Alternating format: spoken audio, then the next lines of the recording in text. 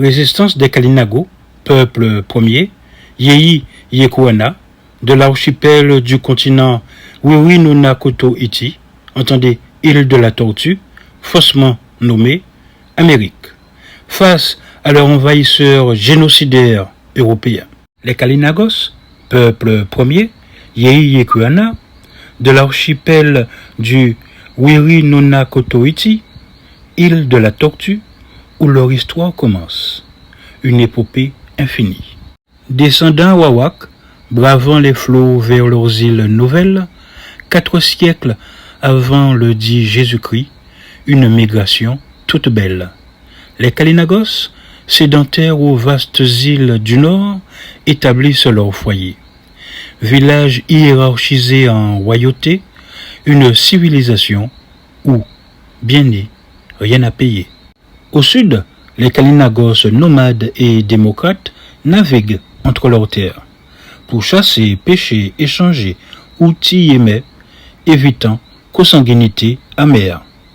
Leurs envahisseurs européens, génocidaires du XVe siècle, arrivent avec arrogance, renomment les Kalinagos du sud cannibales, une incompréhension en apparence.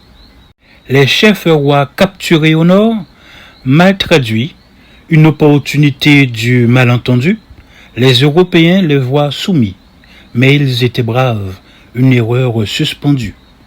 Égaux et difficultés à tous les conquérir, les poussent à justifier leur extermination. Au sud, conservant les ossements de leurs ancêtres, pourtant un acte de vénération, guerriers Kalinagos, trop défensifs, sont ainsi diabolisés comme mangeurs d'hommes. Une image déformée du passé, toujours perpétuée au contraire d'une gomme. Une résistance farouche face aux envahisseurs européens, ils ont offert.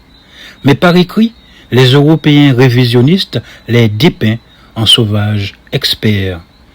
Les monstres traitent les victimes de monstres, une ironie cruelle, car elles ne se sont pas laissées faire, une fureur rebelle. Au sud, les cannibales, dits Caraïbes, pour se venger par cette voie, renommaient aussi ceux du nord, Taïnos, peuple de rois, en nostalgie moqueuse d'autrefois. Manipulation et falsification perpétuées par les sachants médias et politiques, ignorants perroquets répétant ces messages pathétiques, une seule langue de Souchawawak, lien commun. Les femmes restant au village avec vieillards et enfants, veillant au bien-être de chacun, les hommes Kalinagos bilingues en conséquence des rencontres au voyage jusqu'au continent opportun. Les preuves archéologiques confirment leur descendance aux Awawak. Leur territoire archipélagique, vaste et divers, ils s'adaptèrent. Au nord, de grandes îles, des rois au vaste territoire. Au sud, des îles plus petites, si nombreuses que de chefs de village. La démocratie fut notoire. Les Kalinagos, un peuple uni malgré leurs différences géographiques. Leur résilience face à l'oppression, une histoire magistrale et authentique. Les Européens les ont divisés pour mieux régner. Taïnos les faciles, les combattants cannibales dits Caraïbes, à défaut de tous les exterminer, en faire des Arabes, que les générations à venir les insultent en éthique. Répéter ces mots, Taïnos et Caraïbes, c'est accepter leur tromperie, leurs violeurs et assassins justifiés par une fausse théorie. Le pape cautionnant ces atrocités, une triste réalité. Torturer et tuer des êtres non chrétiens, une vérité détestée. Mais nous, ne restons pas silencieux face à l'injustice. L'ignorance ne doit pas perpétuer le vice. Aimer, oui, mais tolérer l'inacceptable, jamais. Le mal ne doit pas triompher, c'est notre volonté à jamais.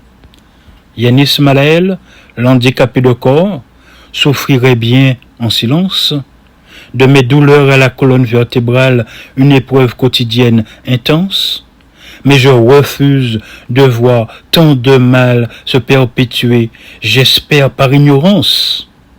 Vous rappelle que l'amour ne doit pas tolérer l'intolérance, que la flamme de la vérité brûle avec ardeur.